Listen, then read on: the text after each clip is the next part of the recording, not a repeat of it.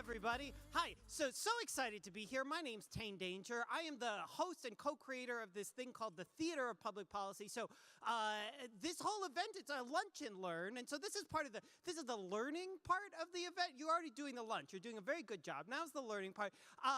So Theater of Public Policy. I always like to just start like this to get everybody on the same page. So if you have never seen the Theater of Public Policy before, please applaud. That's good. That is the most applause that we get in a show. So what do? So we are going to talk to some very smart people up on stage, and then we have this team of amazing improvisers who's listening to all of it, and they are going to bring all of the wisdom and smarts ideas and things that we have talked about with this amazing panel to life on stage. Now, I am extremely excited about this panel because I think that probably, I assume most folks, if you're here, understand that heart disease and the things that we're talking about are a big problem. But I did not realize how big a problem and how severe it was until we started kind of planning and getting ready for this event. For example, I did not know that heart disease is the #1 killer of women, more so than any form of cancer. And so part of our job here today and with this organization is to try and change some of that. And in order to do that, we need to be smarter about it. We need to know more about it. And luckily, we have an amazing panel that is going to help us do that. So I have 4 folks that we are going to introduce, 4 amazing women who are going to join me on stage. You should and probably can applaud for each of them, but I'm going to keep going through because we have a limited amount of time. So with that, first up, Jen Althoff is a communications supervisor and emergency medical dispatcher for North Memorial Health Ambulance since 2014. She has been working steadily on efforts to decrease the time to first compressions for victims of cardiac arrest. Everybody, Jen Althoff, yay! All right, next. I know, they all deserve much slower and more generous introductions, but they only gave me 8 minutes. So, Alicia Bravo is a cardiac arrest survivor and emergency department registered nurse at Hennepin Healthcare. A big round of applause, Alicia Bravo. Kim Harkin is program manager at the Center of Resuscitative Medicine at the University of Minnesota. Big round of applause for Kim. And last and certainly not least, Dr. Joanna Moore has been practicing emergency medicine at Hennepin Healthcare in Minneapolis since 2012. She also serves as the laboratory research director and works with Hennepin County EMS in management of cardiac arrest patients. Please, a big round of applause, Dr. Joanna Moore and all 4 of our amazing panelists. Okay, all right. So we have, like I said, we actually have now like 7 minutes and that we have to get through this, but it's okay because we talked a little bit before this, and I just wanted to start with sort of, we're talking about CPR and the importance of that, and it's sort of a thing that you hear like, oh, CPR is important. I see people do it on very important television programs, and so therefore it must be important, but can we put like an actual figure or a number on like how important it is to do CPR? Like, what's the difference between if we do it or we don't do it when someone is actually suffering cardiac arrest? So sudden cardiac arrest is literally a disease state that has a 90% mortality in America, which is amazing because on TV it doesn't look that way. No, everybody gets back up pretty much. Yeah, that's right. I watched some Grey's Anatomy. Like, they mostly are fine. Yeah. Yeah. And so research shows, seconds, literally every 30 seconds, your odds of survival decreases if you go without CPR. And so we have great first responders, EMS services, and physicians, but we can't be at the patient's bedside within 30 seconds to a minute of their cardiac arrest. Right. And we heard that a little bit in Allie's introduction, that the mortality rate goes up pretty dramatically every 30 seconds that something isn't done. And so then the question is, if we know that every 30 seconds really makes a big difference if somebody's getting CPR or not, why aren't we all just doing it? What are the things that sort of scare us or stop us from doing it? So I think a lot of people are afraid to do CPR. They're afraid that they don't remember the steps or that they might do something wrong. And those types of hesitations make people pause and not start CPR right away. I mean, I'll be honest, CPR is, right, scary to, I think, most people, even someone who's probably been trained in it, it's anytime you're dealing with life and death. But then I was in the wonderful expo out here, and there was one of the, someone who's actually a survivor and had CPR to save his life. And he's like, oh yeah, well, they were doing CPR on me. They cracked one of my ribs. And I'm like, I don't want to crack somebody's rib. That's terrifying. But if you don't do that, They have no chance for survival if nothing's done. As Joanna said, the time that passes is so important, and so that early CPR is critical. And broken ribs can be repaired. There's something that we can fix, but you have to make sure that they get there alive to fix them. So starting CPR and some of the minor things that can happen are all repairable. I mean, Alicia, can I ask you to maybe share your story? Because, I mean, you are literally living, breathing, like, evidence of the fact that this really matters. So. Yes. Again, my name is Alicia. I am 20, or I'm sorry, not 20. I wish I was 20. I am 39 years old, and when I was 37 on January, my gosh, why am I so nervous? I don't know. You're 20. It's time. okay. It's your Okay, first let's time start doing over. this. Yeah. On July 1st, 2017, that's where I was getting the 20 from. I had swimming training for a triathlon at my parents' home in Wisconsin. And I was going to swim across the lake and run home. And I asked my dad to trail me in a boat. He, and along with my sister, my brother-in-law, my 3 nieces, and my youngest son were all trailing me in the boat. And I was swimming for about 5 minutes, and I stopped and looked at my dad, and I mouthed the words, help. He threw a flotation device at me, and I just wasn't responding in the water. And my sister jumped in the water and swam to me, and I whispered the word breathe 2 times to her before going lifeless in the water. And she swam my body back to the boat, and my dad lifted me out of the boat and knew I didn't have a pulse and I wasn't breathing, and he immediately started CPR. I had chest compressions and the Lucas machine on me, which was out in the demonstration area. For 20 minutes, I had CPR before I was defibrillated out of ventricular fibrillation. I'm an ER nurse. I've performed CPR countless times, and I never once thought it would happen to me. And I have never been such a bigger advocate for inspiring everyone to learn CPR, and you can save a life. I am living proof. I mean, that is a very powerful story. That is amazing. Thank you for doing that.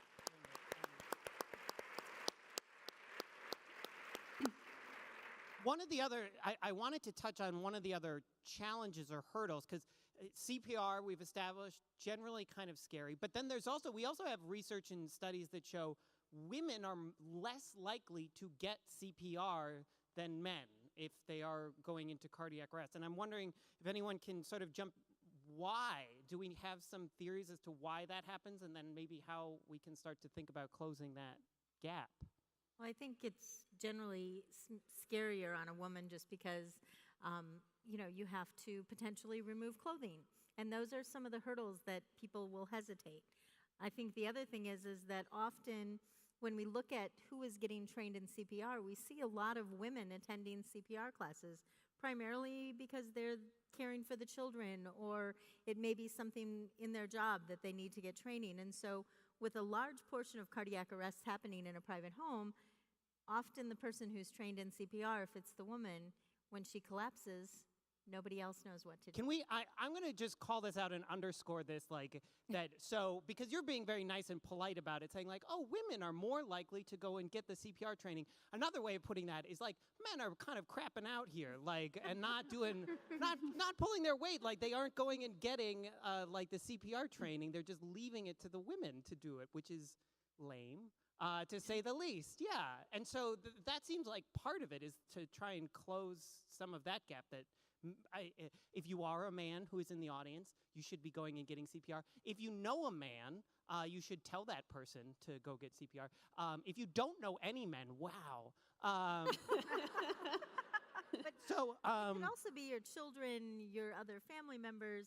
I mean, children obviously can learn CPR and have performed it and saved many lives.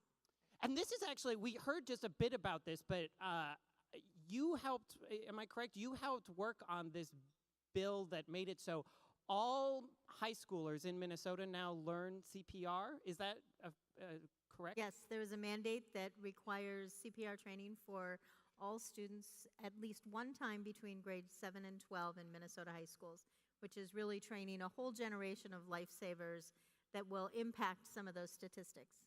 That is very cool. That is a very powerful thing. 'Cause so at some point, everyone's going to get it. And yet, you learn it in high school. And I imagine a lot of us probably maybe took CPR class once.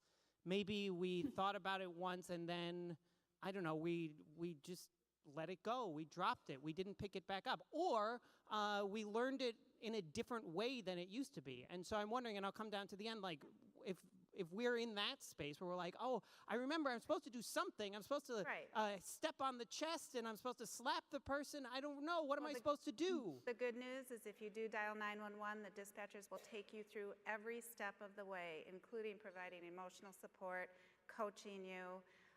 So if you don't have your CPR training, emergency medical dispatchers will take you through chest compressions until first responders get there. So no fear that you're doing it the wrong way. And this is a really important piece that, as a program we're talking about today, you are trained in talking folks through CPR as a dispatcher, and a lot of dispatchers are, but not all of them, because it's not mandated. So we are working in Minnesota towards legislation to have all public safety answering points, all 911 centers have a protocol in place to be able to provide CPR. So that is in the works right now, and it's exciting times to do that. And we are specifically asking folks here in this room, and there is in the resource center behind us, the expo that's there, a way to contact your legislators and say, this is something we want. We think that every 911 dispatcher, every EMS dispatcher should know how to talk people through this. Right, so we're looking at different ways where we can make that happen, whether it's those centers themselves becoming certified to do it or transferring to a center who is already providing medical dispatch. I wanted to come back over here. Again, we've established this is really important.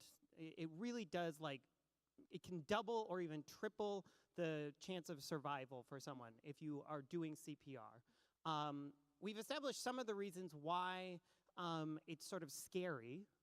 And so I guess as sort of a closing piece, I just ask each of you, like, we're talking about legislation, we're talking about sort of people should do this, but how do we actually start? Like, let's just, hopefully folks here are feeling very motivated. They're thinking, yeah, I get it, this is important. What do we do? What do you do from here? I think if you don't know how to do CPR on somebody, you should learn. And if you do know, then you need to spread the word. And then the most important thing as an emergency physician, I see this time and time again, when a crisis happens, people are stuck in the moment. They're scared. They're not realizing what's happening. And you have to not be afraid. You have to just do it. If someone's not breathing, they're not responsive, just start CPR. You're not going to hurt them. What if you start doing it and then it turns out that they were just like hanging out? Yeah, they'll wake up.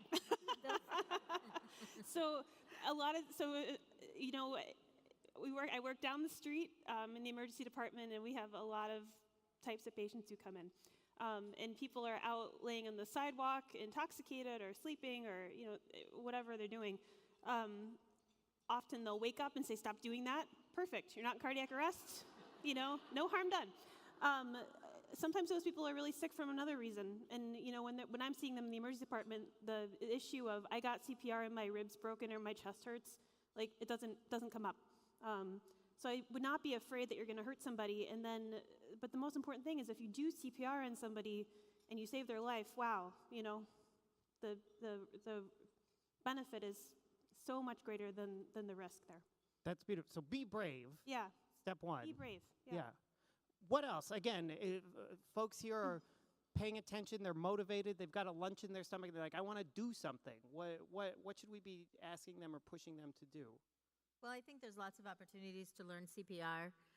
If you don't have that opportunity, or if you haven't come across the opportunity, there's a lot of online resources that have short videos on how to do CPR. There's even some fun CPR videos that the American Heart Association has off that really just show those basic steps. And if you feel like you need a refresher or you're unsure, watch those videos, because honestly, doing something is always better than doing nothing.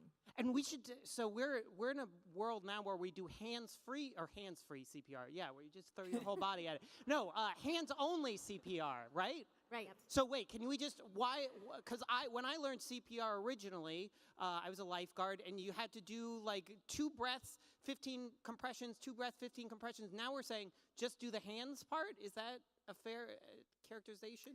Right. Studies have shown that increased survival rates happen when you can do continuous compressions. Our EMDs, our medical dispatchers are providing continuous compressions for long periods of time, because that blood that's within the circulatory system is circulating throughout the body, and it's increasing survival rates. So starting early, continuous compressions is really important. And maybe this is just a quick moment to pause and say, what is happening when we are doing that CPR? Because if we're only doing the hands part, what are we actually doing there? How is it actually helping someone? So cardiac arrest is a disease state where literally your heart is not working. It's not pumping. It's not providing blood pressure or perfusion to the rest of your body. And the most important part that it's not perfusing is your brain.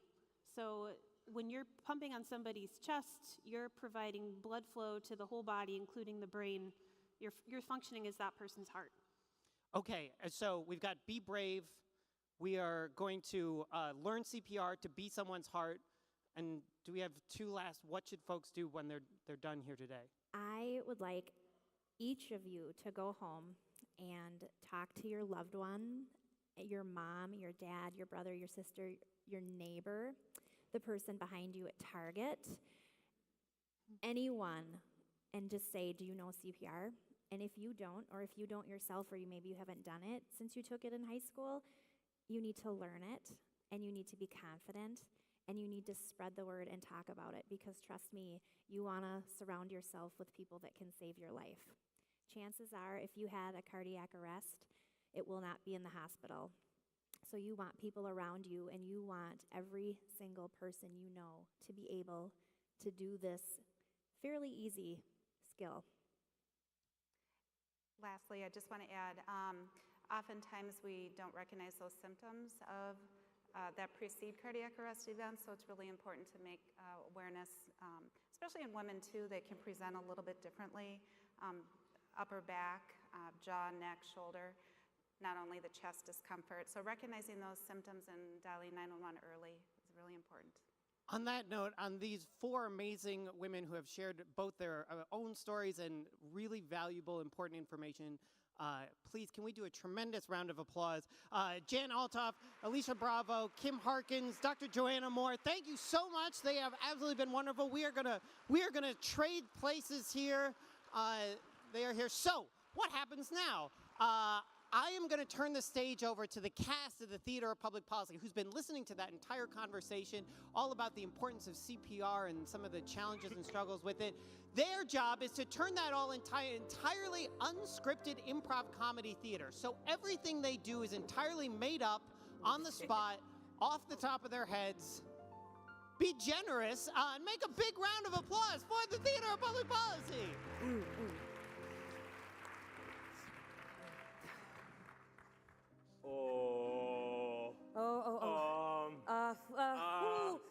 Can I touch you? I feel conflicted because I'm a man. I know, and I'm a little weird because I'm gay, and I just feel like... They didn't teach me this in football class. No, they really should have. They really should have. Maybe, I know. Yeah. I learned it by hand. Whoa, that's 30 seconds. Wait, I'm so conflicted. You seem fine, but maybe I just don't know the signs. All right, both of you fail. We're going to have to go to study hall. No. Thank you, Mrs. Thompson. You're welcome. Excellent demonstration. I have football practice. I'm sorry. This is mandatory for all high schoolers. You can't just let your teacher lay there on the floor. Miss Smith, I felt really uncomfortable. I wanted to, I don't know, do I take her shirt off? I don't know. She's my English teacher. Should I tell her a sonnet? Maybe she thinks I'm making a move. I'm not making a move. You're not making a move. No one's thinking that. She's on the floor. Well, what is You had good instincts. You kneeled down next to her. I squatted. No, you didn't. That is not helpful. And isn't it appropriate to ask for consent in this situation? You know, that is a great question. It's a big conversation. I think it's safe to assume, you know what, not assume, if someone's on the floor lifeless, they want your help. Well, what if I break her ribs with my man muscles? Oh. Thomas, I have to tell you that you don't have your man muscles yet. Why? Because if you did, you'd know to just take care of someone who needs help. Why don't you know that? Yeah. Linda? Yeah. Jennifer? I've made a decision. Great. Cool. If there's ever a time where I need CPR, Yes. I would like Jennifer to do it. Oh. Because I feel like, I've thought about the time you helped me run for student council, and, you stood up on my side at my wedding, even though you weren't a groomsman, and, we've had some good times, but if I want someone to save my life, I want it to be my best friend. Yeah, you're breaking up with me, aren't you? This is how you want to tell me. Don't get me wrong, I still want you to save my life if Jennifer's not around. It's just, if you're both there, you can get the AED. Huh? That's still fun, right? That's like silver to gold, right? I'm supposed to be happy with And this. you can call 911.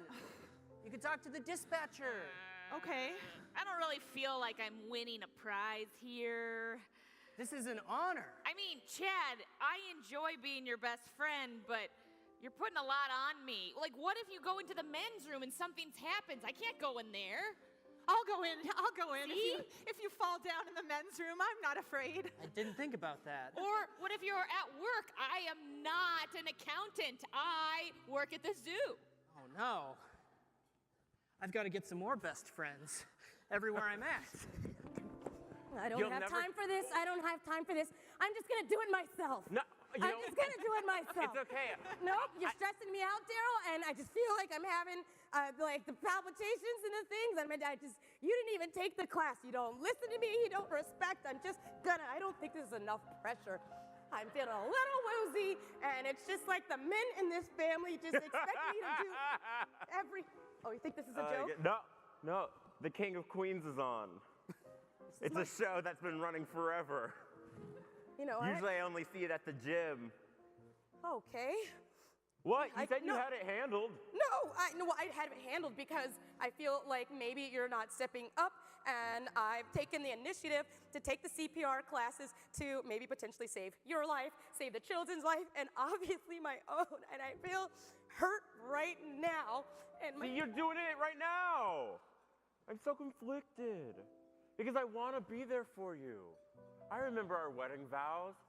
To death do us part. Yeah. And I thought this was you saying, like, peace.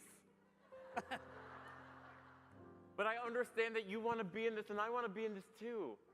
So why don't you help me? What do I do? Put your hand on my heart.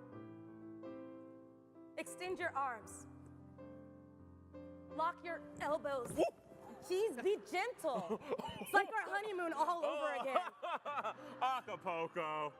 Put this hand over the other and just keep pushing. I'll keep pushing. Just keep pushing. Just keep pushing. Don't forget to lock your elbows. You're not doing it. Lock my elbows. Lock my elbows. Then how am I supposed to move to do the compression? Use your body weight. Watch my chest. Body weight. Watch your chest. Give the blood to my brain so that I make better decisions when picking a partner. I still love you. Extra! Read all about it. Top news of the day. Everybody tweet this out, Instagram this out. One piece of news, CPR. 3 letters, CPR. Just tell everybody about it. Everybody, tweet it out. Tweet it. But but there's no hashtag or like any clear. We don't need it. It's just 3 letters. How's it gonna go viral? Don't worry, people will care. Is it a new music genre? Yeah, Like country progressive rap? No, it's just taking care of each other. It's a skill you should know. I know it. Okay. Hey, here's $1. CPR. Nice. Yeah? Here's a promotion. CPR. CPR. Spread it around like a virus. Hey, you look great today. CPR. Yes. Hey, here's a hug. CPR. That's right. Okay, I know what to do. Hands free CPR. Okay. Okay. Get on the ground. Yeah. Okay, hands free. I can do 2 at once. No mouth to mouth. That's not necessary. We just gotta keep the heart pumping. And I think maybe Debbie, if I just. All right. No. You got this. But think got smart this. about this. got Also, it. time is ticking away, and the simulation will be over in 45 seconds. Okay. Hey, not the people's elbow. You are not Dwayne "The Rock" Johnson. Oh, Kevin, how do I do hands-free CPR if I can't do mouth to mouth? Follow your heart. Be my heart. I get it. With your hands. Oh, put my hands on my heart and my heart to your heart. Be my heart. Okay. Hands free. Heart to heart. Kevin, I don't think this is gonna work. Heart to heart. I want to say, what about me? Heart to I'm coming. heart. I still feel like this is not exactly what the chorus was saying. I think it means just like, I'm confused. you gotta use your hands. Yeah. You and, gotta. and I think if there's one thing to learn from this entire course, is that CPR, while it is hard to learn, is very important to learn. And sometimes it really is the more you know. Be my heart.